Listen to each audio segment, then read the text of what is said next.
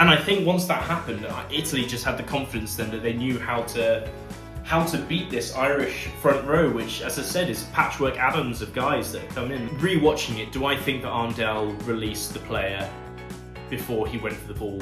And I have to be honest, I don't think he does. I think he either is part of the tackle or he makes the tackle, but at no point do you see the arms leave the player on the floor and then come back again to do the turnover. It really is a question of, do you just stick with him even if Roman Ntamack makes it back for the team? At this stage, I would say.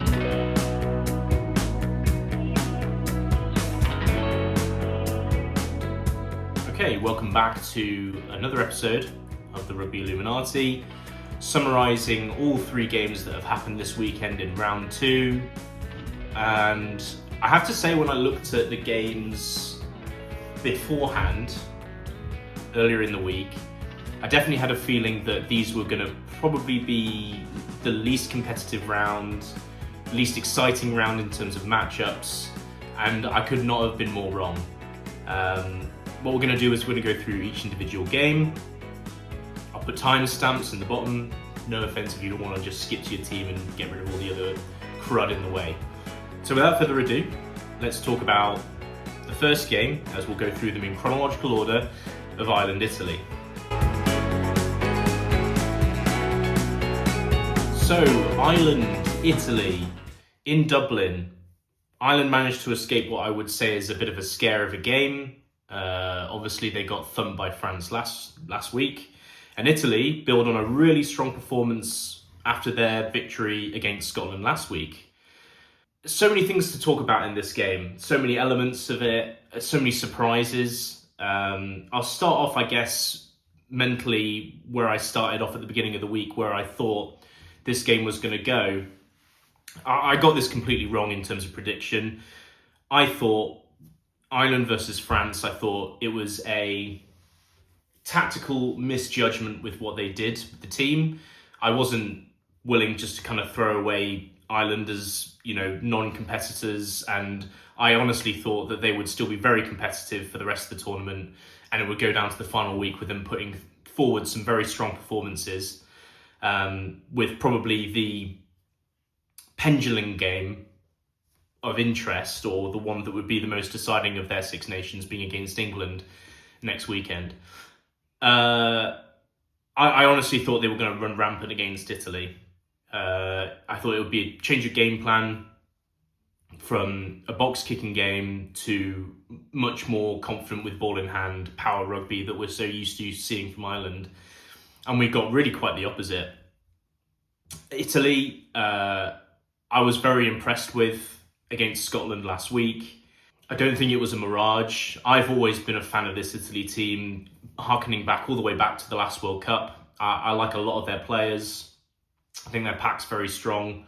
I like Garbisi as a fly half. I think he's massively underrated. Menoncello is arguably probably the best inside centre in the world. Lewis Liner, I'm a big fan of. He used to play for Harlequins, then he's now moved to Benetton, but he's just an instinct finisher. They've got a good team, and it's really nice to see them, build on that, build from last week's victory, and almost steal a win in Dublin.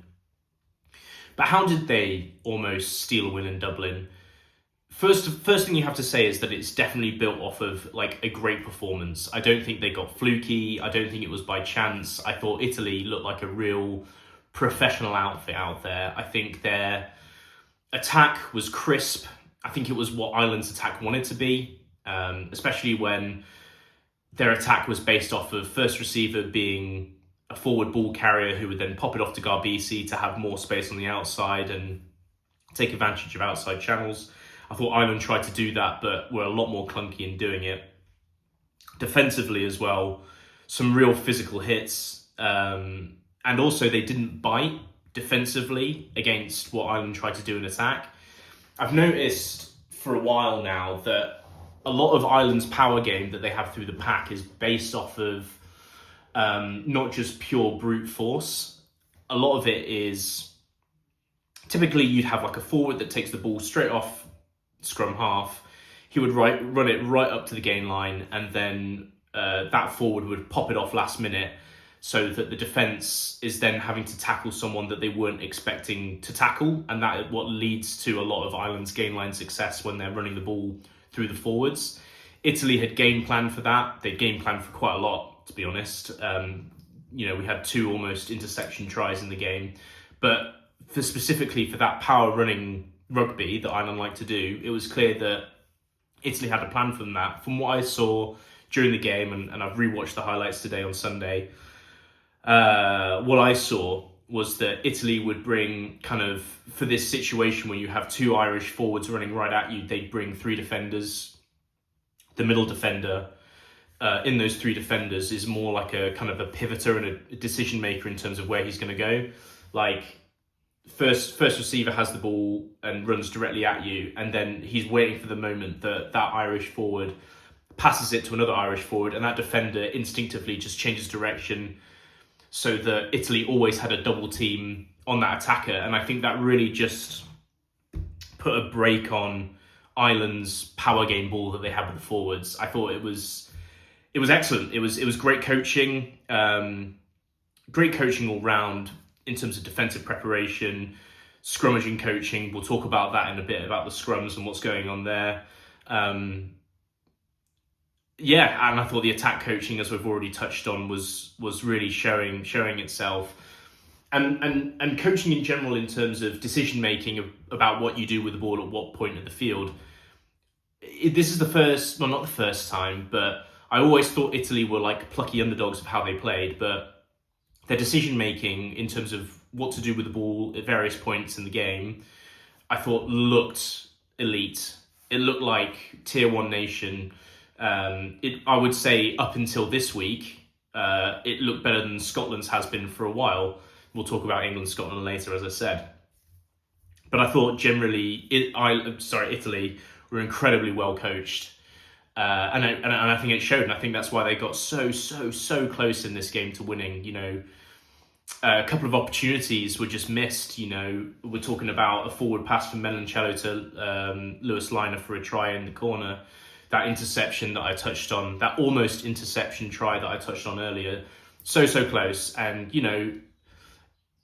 as fans, I think we're all real. There's a lot of like nice feelings about Italy and what they've done, and quite rightly so. But at the same time, I do think inside of the Italian camp, they will be kicking themselves that they didn't take X, Y, and Z opportunity, and that's just the nature of professional sports. They'll always be looking at the lost opportunities. I guess I trust the coaching staff and I trust the players that they'll do the analysis to get it right. And if Ireland turn up like they did yesterday, then this result will be different, and Italy will very much win it. So that's Italy. Ireland. What's going on with Ireland?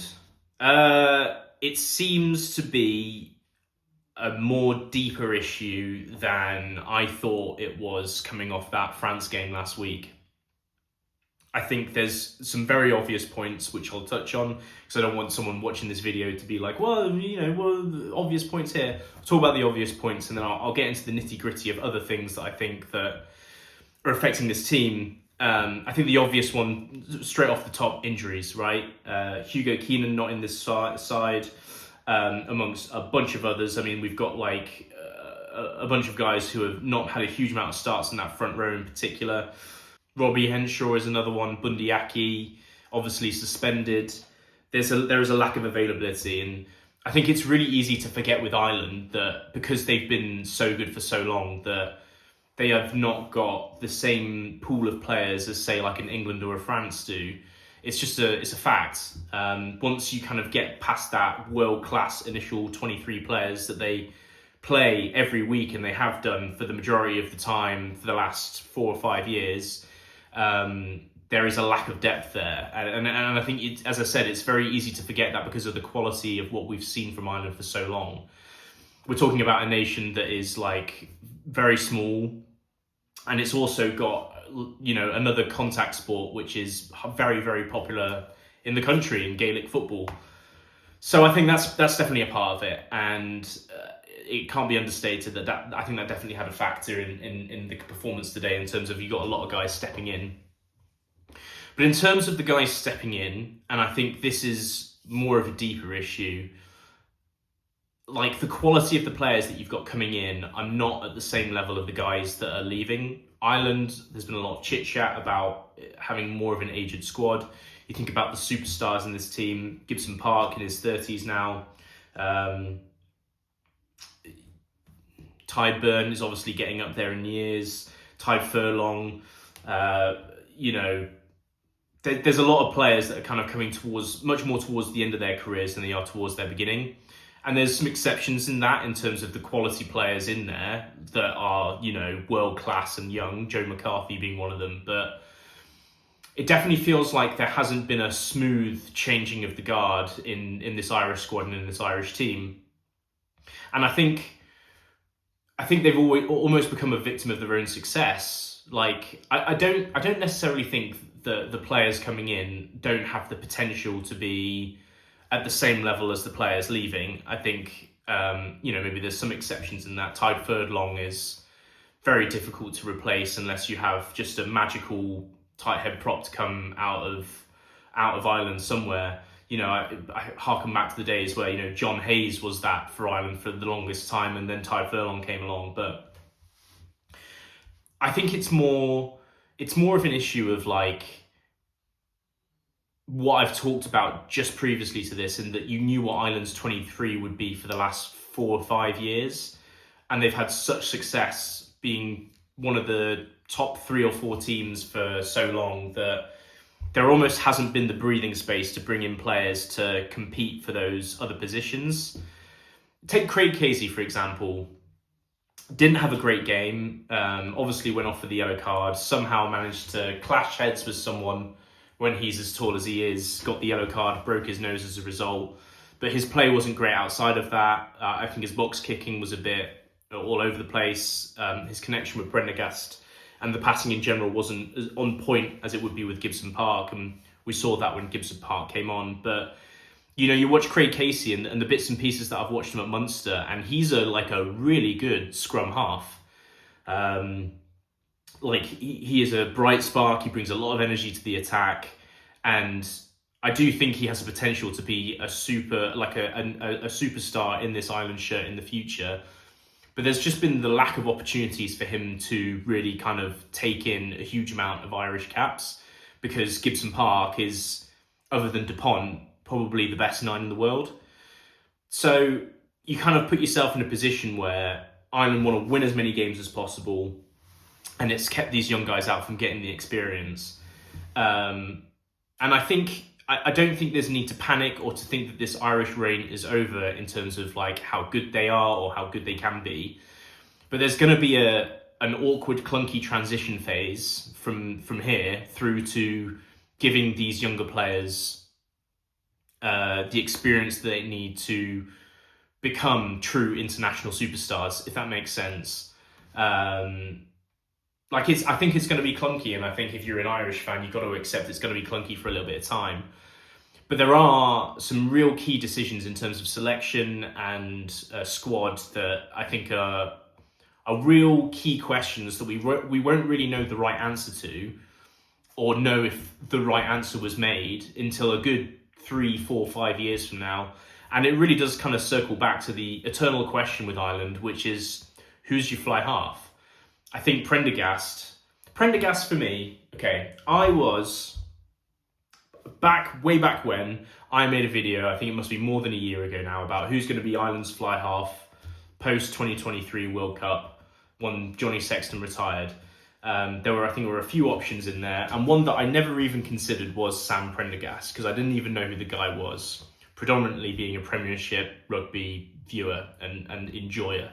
I do also watch the Champions Cup, and I see, Leinster and all the other European teams through that. But a lot of comments came through like Prendergast is our future Prendergast, and that was like the first exposure I had to Prendergast. I then kind of looked out for like highlight videos of Prendergast, and I was very impressed. I thought I was impressed with what he had in terms of raw ability and talent in terms of attack.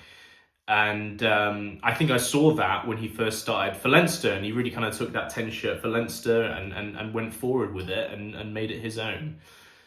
Now then, we're a few years into this, and there were some very obvious questions of the weaknesses of his game. The tackling, for one. I think we saw an example last week where he missed a tackle on the wing, which led to a try. So it's still a bit of a question, but it's less of what it used to be. But it just feels like there's still just so many questions about Prendergast, right? I mean, I've got Irish family, and I spoke to them. I think it was close to a year ago again, and talked to them, and I was of the opinion of like someone of the raw talent of Prendergast who has abilities that can't be taught, like attacking instincts, can absolutely hoof it from his boot. Just that kind of like that bright spark, individual brilliance in a player like Marcus Smith does. Like none of that is teachable. And the stuff that he isn't getting right in terms of taking too many risks and also the tackling, those are bits that can be taught, and you can develop that, especially in such a young player. But my family that I was talking about, they were of the opposite opinion that, he's not ready for this. He shouldn't be in the team. Keenan Frawley's probably a much better selection at 10. And I probably internally pushed back on that. I didn't think that was the right choice, but we're another year into what I would call this experiment of him being the Irish 10, and we have another performance where he just doesn't look good. I think of one occasion in particular. I think it was quite early in the first half, and Ireland were trying to counter-attack from their own half, which I've got no problem with. If the opportunity's there, and you can make 80 metres. I've not got a problem with that. But the ball got shipped wide. It came to Prendergast's hands. And because it was wide, there was a lack of support for him. I think he had two forwards that were maybe just in front of him because they were on the first attacking line, whereas he was on the behind one. He hesitates to kick. He hesitates to pass. It leads to him getting tackled. And these forwards then have to work back round and get behind this ruck and then, help him out of a bad situation. And it was not the first time I've seen this out of Prendergast, and it definitely wouldn't have been the last during that game either. I just think he just takes too many risks with the ball, and the reward that he gets at the other side of it isn't, it's not worth the juice that you're trying to get out of this lemon. It's juicing lemons, you know what I mean. But it's just, the risk reward to ratio of what you get with Prendergast isn't at the level that you want. And there's another element of this as well, is that I feel that with the last 2 weeks of what we watched from Ireland, it definitely feels like there's a change in how they want to play the game. They used to be, as we've talked about, that power rugby forward pack they would get you over the game line in the middle of the field, and it would be quick, and they would use that to keep puncturing through the defence until you sucked in defenders.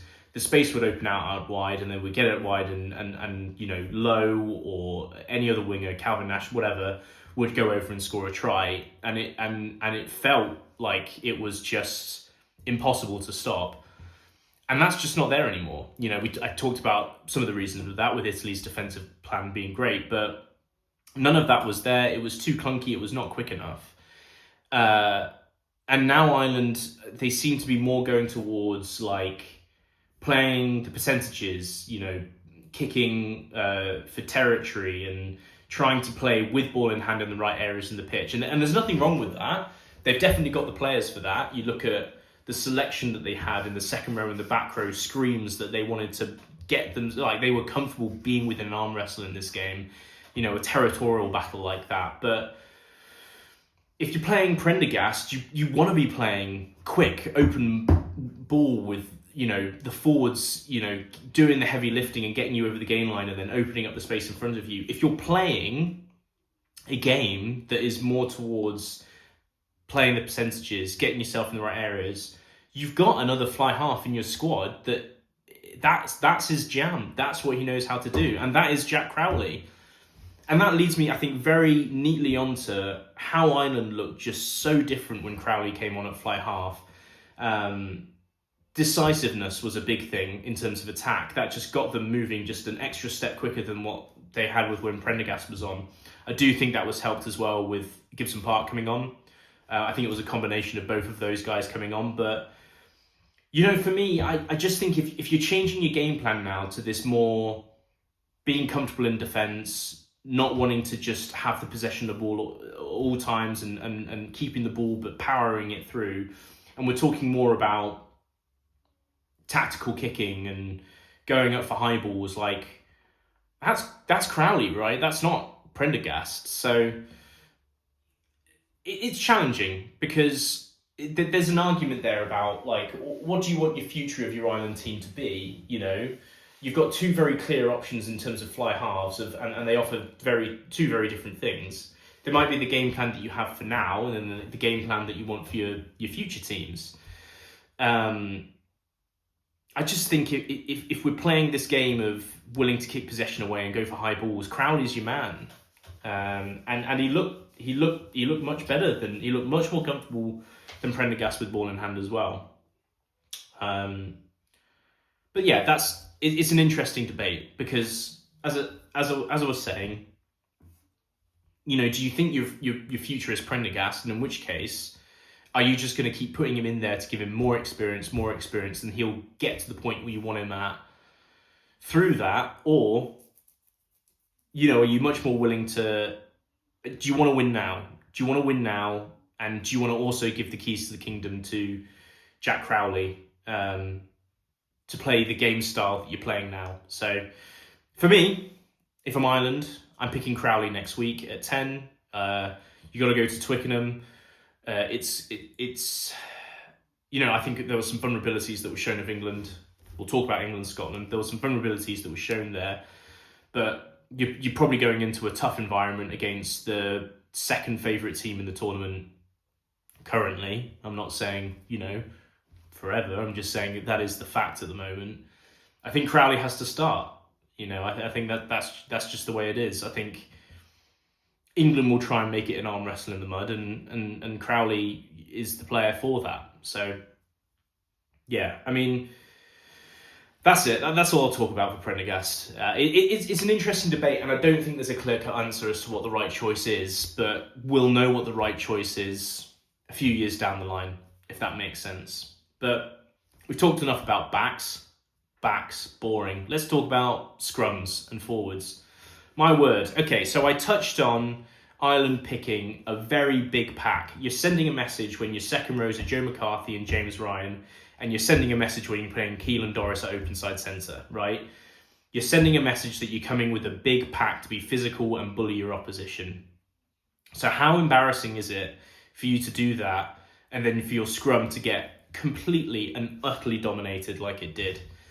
At the beginning of the game, it was very to and fro in terms of the scrum. I think there was a penalty for both sides at one point, but and I would want to rewatch the full game in full, but I do think the point where Italy started to turn the scrum around in terms of dominance for them, I think it coincided, and someone might correct me if I'm wrong with this, but I think it coincided when Craig Casey got his yellow card.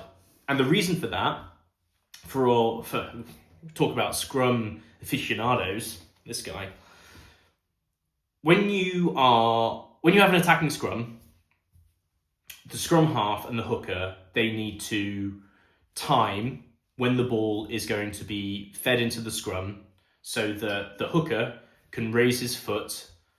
It will basically be like a synchronized movement that the hooker's going to raise his right foot and the ball's going to come. So right foot's going to get raised and ball's going to come in at the same time. So it's basically designed so that the hooker has 1 foot on the ground for the least amount of time possible. Like, because it's a weakness.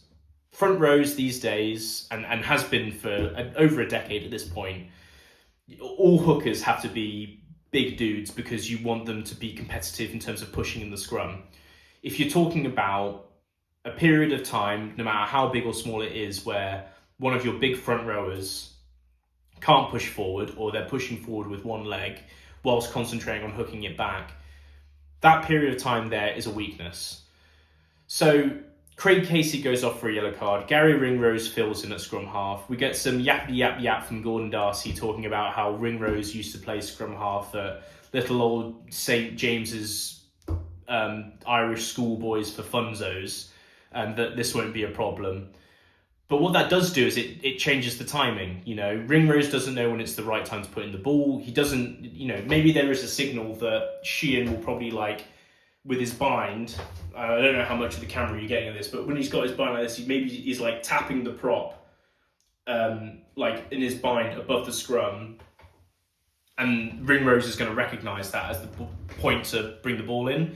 But if there's anything that's like broken out of that synchronicity, if that's a word, if like Sheehan taps once and then his foot starts to raise and Ringrose doesn't recognise it, that is an automatic weak point where you can be put on the back foot. And yes, you can't drive until the ball's been put in, and the microphone's now on my watch is recognising what I'm saying. Big Rugby's trying to get some coaching tips from me in terms of telling players how to scrum, but what you can do is that you can get underneath your opposition right at that moment, and then when the ball comes in, that's when you see this power come through, and the side that has the ball being fed in gets absolutely dominated. And I think once that happened, Italy just had the confidence then that they knew how to beat this Irish front row, which, as I said, is patchwork atoms of guys that have come in. Loughlin and Clarkson, guys that I think Clarkson's only really just started playing for Leinster regularly, and they got utterly demolished. And what was funny is that at half-time, this was clearly recognised by the Irish coaching staff, and they brought in Furlong, I think probably about 10-15 minutes earlier than they thought they were going to have to do it. And the result of it is he still got absolutely dominated. I mean, there was memes all over the internet about Furlong going for a flight. Like, he was up in 3 feet in the air. And as much as we're talking about that this is a weakness for the Irish, and boy, do they need to have some sort of plan worked out for what they're going to do for the England game, but so much credit has to go for Italy there in terms of their scrummaging ability. Like, it's not just that your first 1, 2, and 3 loose head hooker, tie head prop managed to do that, for the first half. I remember that in the second half, when Furlong got lifted off his feet, I'm like 75% sure that happened with a complete different, I remember, I think it was like minute 55 or something, that they changed all of their front row, loose head, hooker, tie head, all at the same time, and they were still dominating. They lifted them off the feet. They got penalty after penalty at scrum time. I was impressed. I was impressed. But it's something that has to be figured out, and I do think that it probably wasn't recognised as much as a weakness of Ireland's until this week, for the main reason that France decided in their game against Ireland to basically put 2 back rowers in the second row. Doing that, I think they sacrificed scrummaging power to beat Ireland back and get some penalties at scrum time for more mobility in open field play, which obviously paid off in absolute dividends. The score was insane. But I think we're only now just recognising how much of a problem this is for Ireland, because Italy are obviously very good at scrummaging. So a lot of questions for Ireland next weekend at scrum time that I don't think there's any easy answers for, other than, I mean, there's no one there. There's no one left that you can bring in. You gotta coach these guys to. You can't just magically have someone get much better at scrummaging, but you've got to teach them little tricks and trades of how to kind of trick the ref. And I'm not going to get into the details of that. And maybe one day I will. But I'm going to watch England Ireland next weekend, so I don't want to be giving them any hints as how to get around it. But boy, I mean, so I was stunned. I was stunned at how bad it was. But yeah, I mean, it was quite obvious. It's quite obvious. Refereeing is always something that we have to mention, because the quality of it is just so damn bad at the moment. But there was something that was missed clearly at the end of the game. Ireland win a penalty. They're going for a bonus point try, so they kick the touch, and then the game's called dead. That's not what the rulebook says. The rulebook says if you have a penalty and it's given to the team that I think wants to keep playing, that they can kick it out and they can take a line out. So that was not great. I thought Holly Davidson in general, that was pretty good. But that one was so egregious, I felt like I needed to have it as a footnote signature in the end of this part of the video. So that's it. Italy. Who do Italy play next week? Italy play France. Italy play France. That could be a really good game, like especially with the confidence that Italy are going to come into that from their last two performances. I really do think in terms of coaching and playing style, I think Italy, obviously France is probably the obvious one to take, but they have been superb. I think they're second only to France in terms of how well they've played as a team overall and how they've been coached. So great game next Sunday. And then Ireland, as I said, have obviously got England next weekend. So big games for both these teams moving into next weekend. And talking about moving on, let's talk about the other game that happened on Saturday, which is England-Scotland.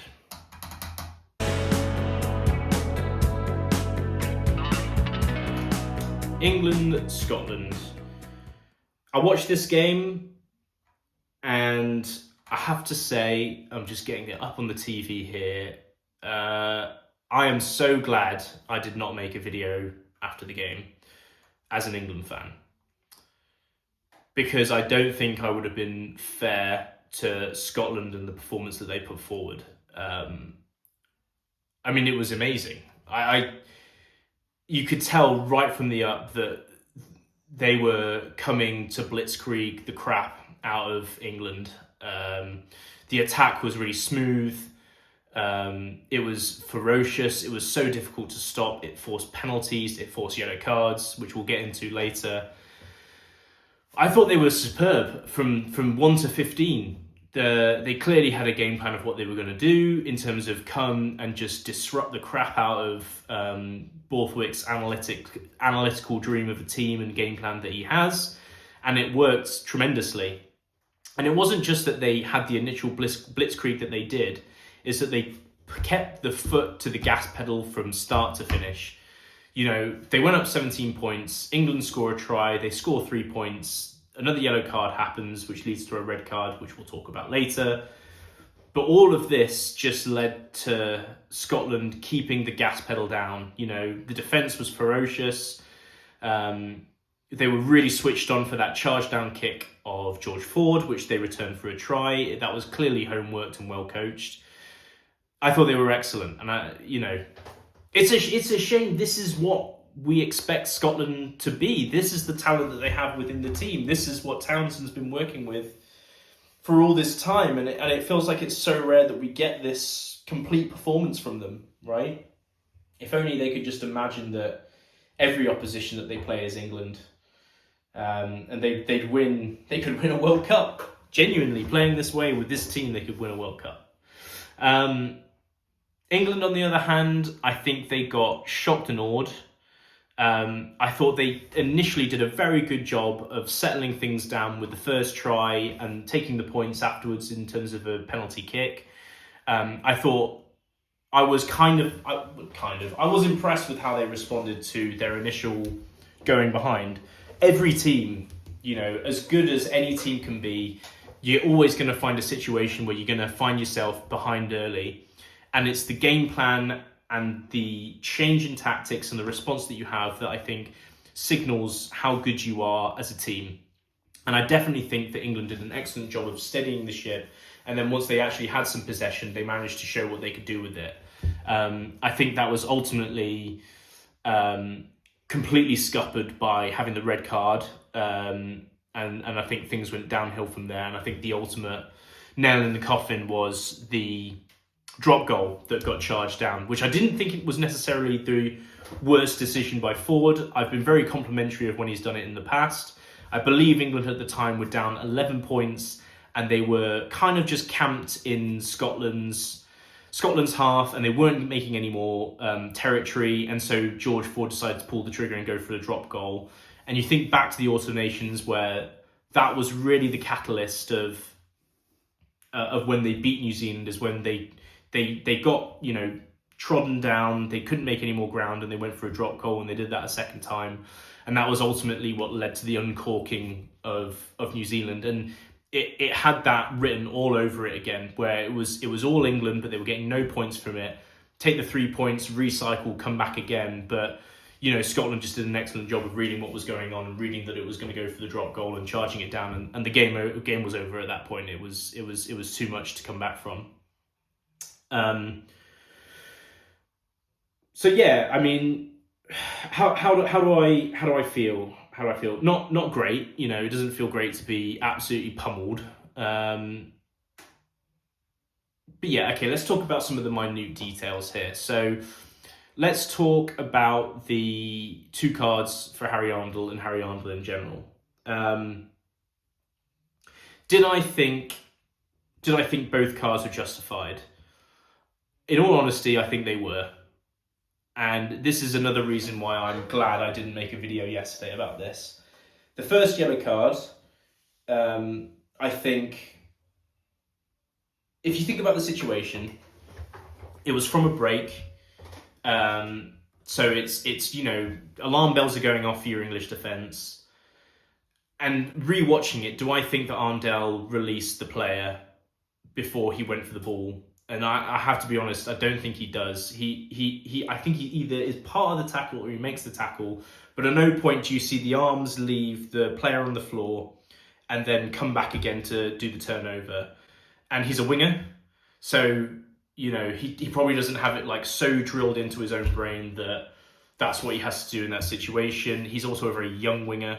We're going to talk about Arndell, the player, after all of this, by the way, because there are some real hot positives and some negatives that we need to talk about. But focusing in on this yellow card issue, the situation is, I think it's fair to say with the referee, he didn't release the player. It is in a real danger zone for England, so you can probably call it as cynical. I think it's definitely cynical because you could say it's slowing down the pace of play, which means that it eliminates an opportunity for Scotland to score. So I think the yellow card is 100% justified in that. It's a simple mistake that would have been solved by Arndell just for half a second, releasing the arms and coming back again to try and turn the ball over. I think that's completely. I think that's fair. I think that's a fair evaluation of the situation and what's happened.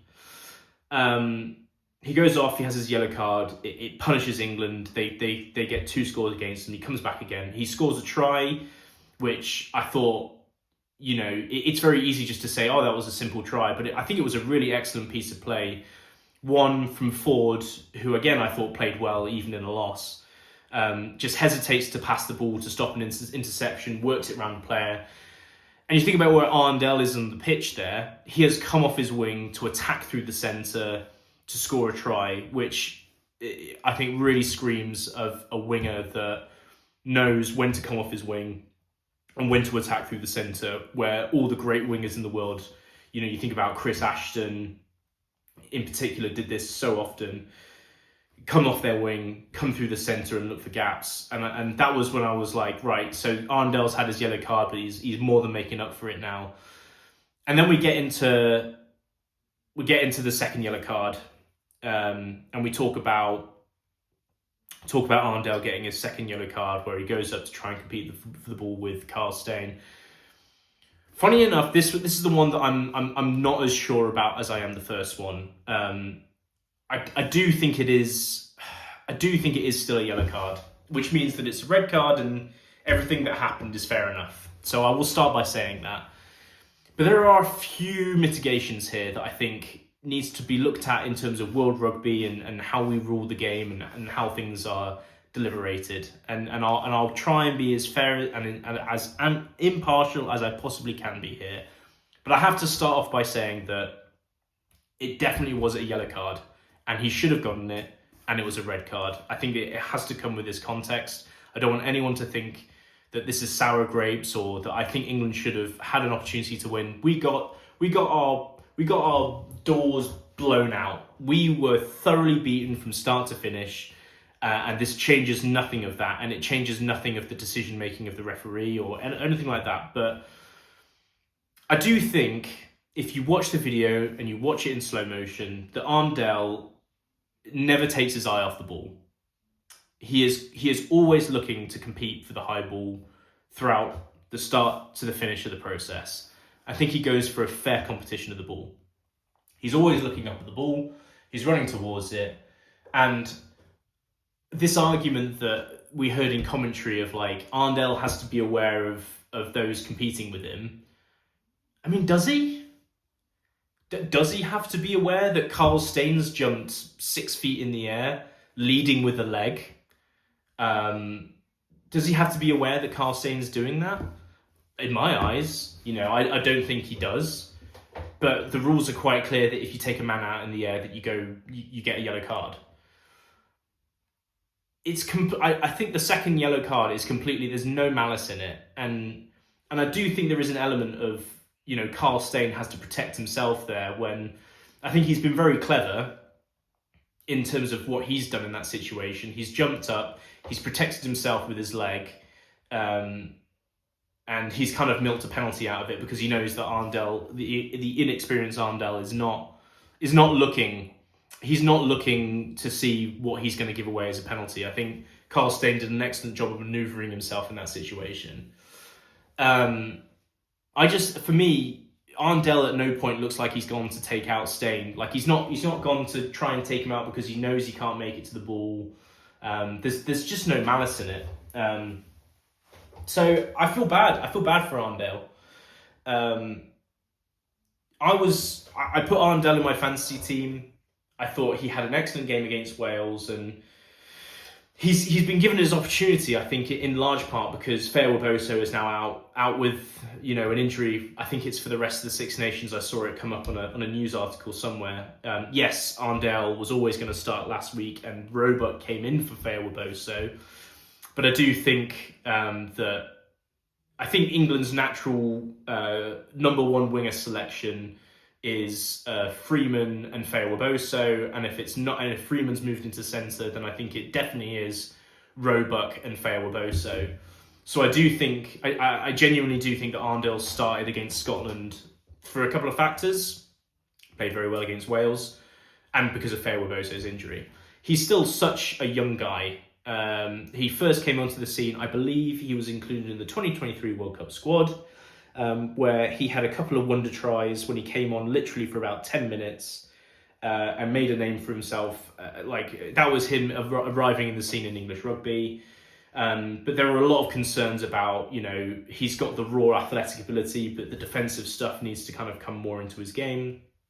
He moves to Racing 92 for a year, where more credit to him. He's very clever for doing it. Goes there for a year to earn some money. And then he comes back to English rugby to, be part of Bath and be part of the England setup. And I think he's got a bright future ahead of him. He does have unbelievable raw talent in terms of just power running, but also the pace that he does it. But I do think the 2 cards that he got today was from that inexperience that he doesn't have. Releasing your opposition to then competitively go for the ball for the first yellow card.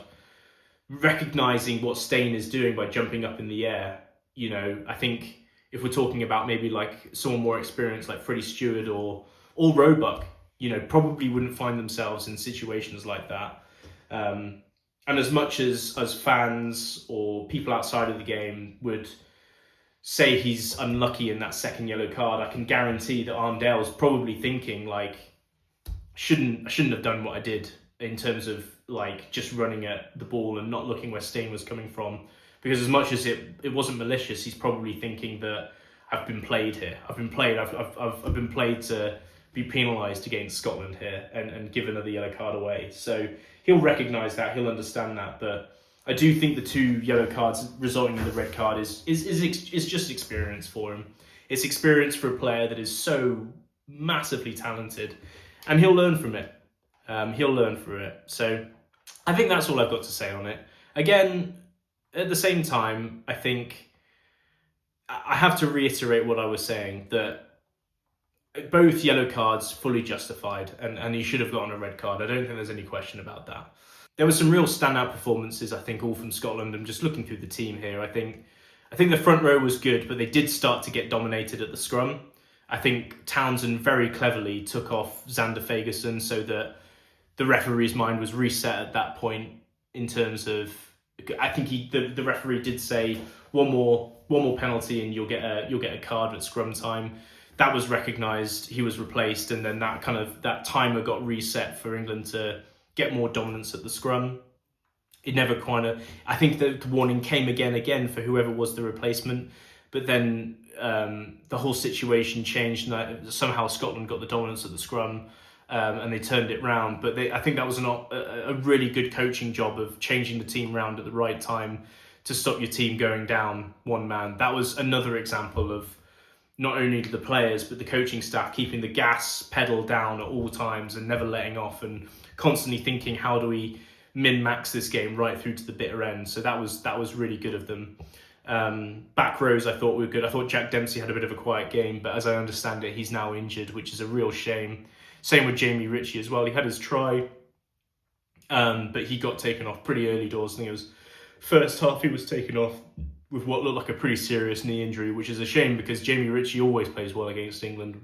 Absolute turnover machine. I thought Ben White was good. I thought Finn Russell, this is probably one of the best performances we've seen him have in a Scotland shirt for, since last year, I think. Tuipulotu and Jones were completely back to their absolutely sensational best. I was stupid enough to take Jones out of my fantasy team thinking that Scotland were done, but they clearly weren't. And they'll be, Jones I think at least will be coming back into my fantasy team in the very near future.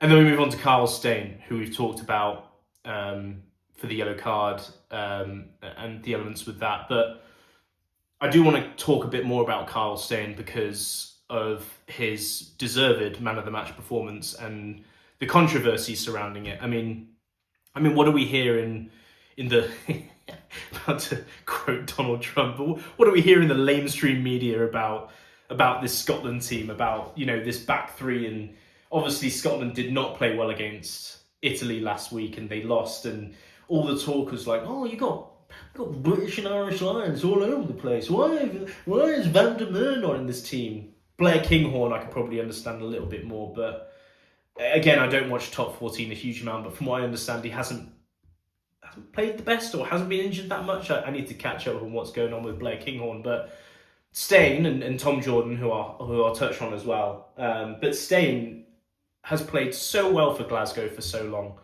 and I think this was a great example of what Carl Steyn is good at.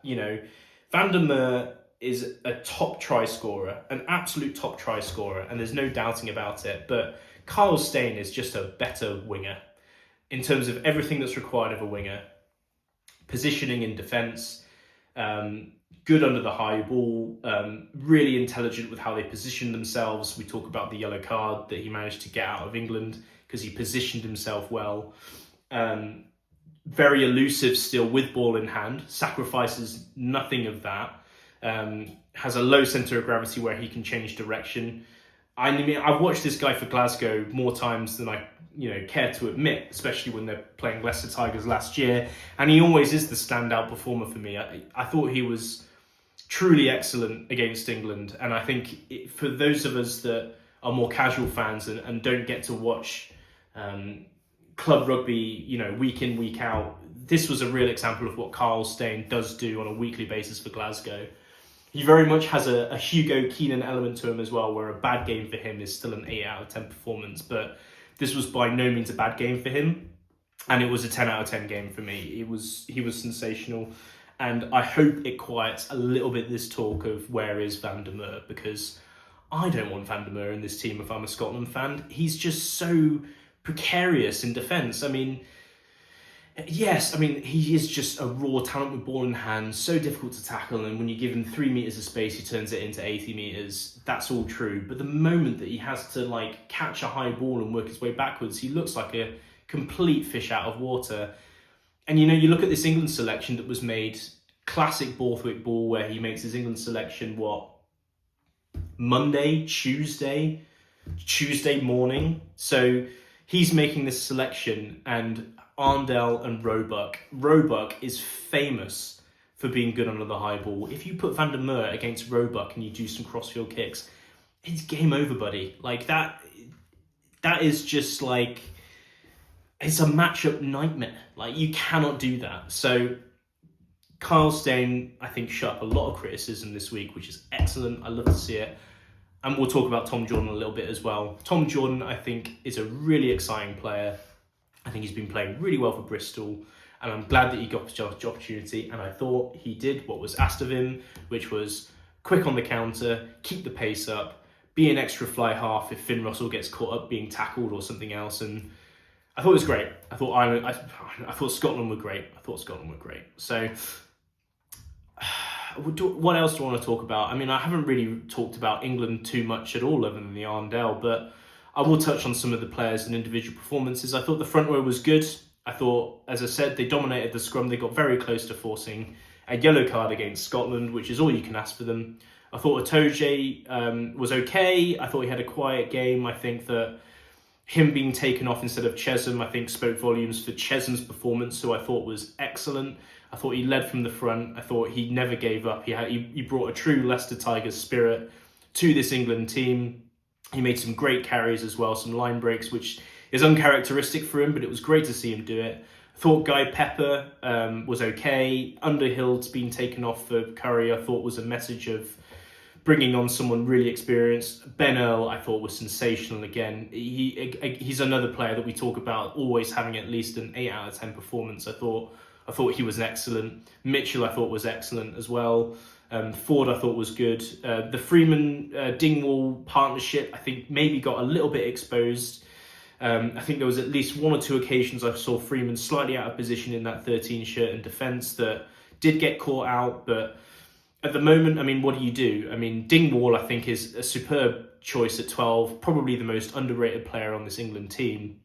I do think that if Ollie Lawrence is back and healthy, that we swap out Freeman and put him back on the wing, or we put him off and we have 2 other wingers. But I do think Ollie Lawrence, if he's healthy, needs to come back into that 13 shirt, especially against Ireland as well, who will look to utilise that 13 space with Gary Ringrose. I think I don't know how this bunker red card works with Arndell, or whether he can play next weekend or not. But even if he can play, I think I would be tempted to have a wings of Roebuck and Freeman and Lawrence in the centres if he's healthy. As I also understand, I think Max Ajomo is also not healthy at the moment, because I would also be playing him as a true centre in that 13 shirt instead of Freeman playing there again next week. I think defensively he got a little bit exposed against Ireland, but it's hard to criticise such a good player as Freeman is. Freddie Stewart, I thought, was excellent. I thought he did exactly what was asked of him. I think defensively he did absolutely all he could. You know, I think a lot of people give criticism of, you know, Freddie Stewart is not quick enough, etc., etc. I've been guilty of it in the past as well. But I do think he had some part to play, I think, in England having a chance of coming back early in the first half before the second yellow card, in terms of how he controlled the game under the high ball, how he was defensively. I thought he was great, and I would be picking him again against Ireland if, obviously, Furbank I think is still injured. But regardless, I do think Freddie Stewart has had a very good understated Six Nations thus far. And with that, still got an hour for it to happen, but I will be recording it and I will be tailing it onto the end of this video. I will be talking about Wales, France. Okay, so final game of the weekend, France 54, Wales 12. And you know, you might be asking yourself, what can you really garner from such a one-sided affair? But I would push back and I'd say I think there's plenty to talk about with both sides. We'll start with the obvious winner and the obvious favourite of the tournament. And, you know, superlatives abound. There are so many nice things you can say about this French team. I think probably the best for most people is the style of play. It's obviously just so nice to watch. But I won't bore you with commentary and giving out flowers to X, Y, and Z player for their performances. I think they all played well. But what I will try and focus in on is, you know, potential ways that this team can be attacked. I think we're all thinking at this stage, you know, Scotland might have a chance to disrupt France, But other than that, it's going to have to probably be England to even put up a fight against France in this Six Nations with the way they're playing. So with that in mind, how can you beat this French team? Well, there's multiple elements to this. They obviously play a lot with this 6-2 bench.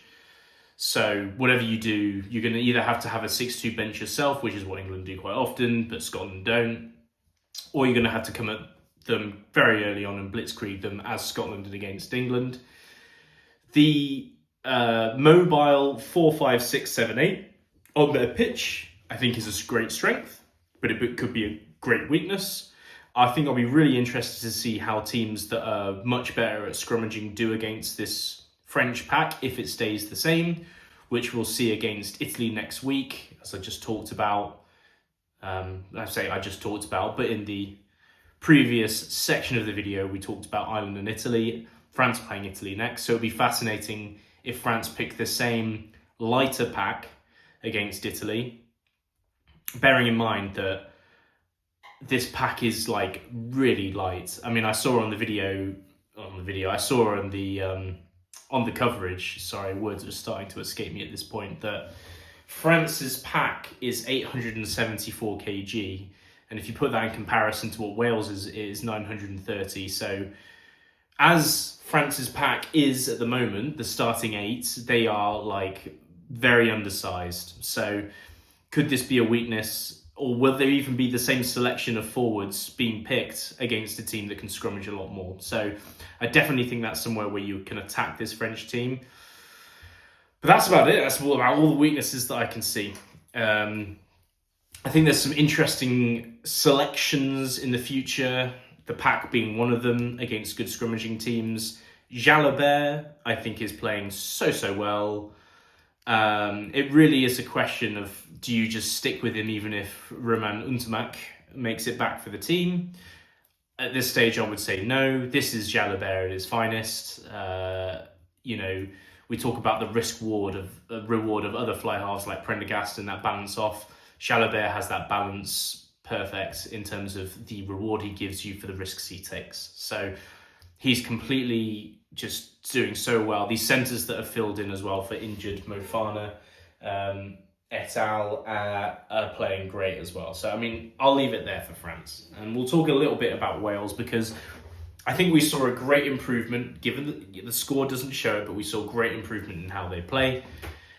And, you think about, what are they really missing? You look at the front row is competitive today. They scrummage very well. The second rows, yes, Adam Beard had his monumentally brain-deaded moment to kick the ball forward where he got charged down and returned just before the end of the first half, which was probably the turning point in the game where any hope that Wales had to win the game was crushed.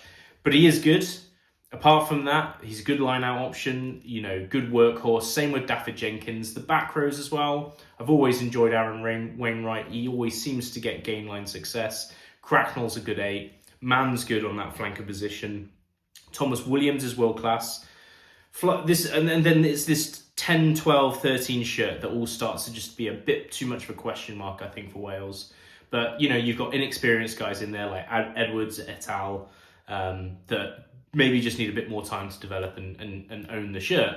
You look at the wings and you look at the fullback. I like Ellis Mee. He set up, I think, or did he score the first of Wales's tries off of the kickoff? It was electric. Reece Samet always looks dangerous with ball in hand. So there's pieces there.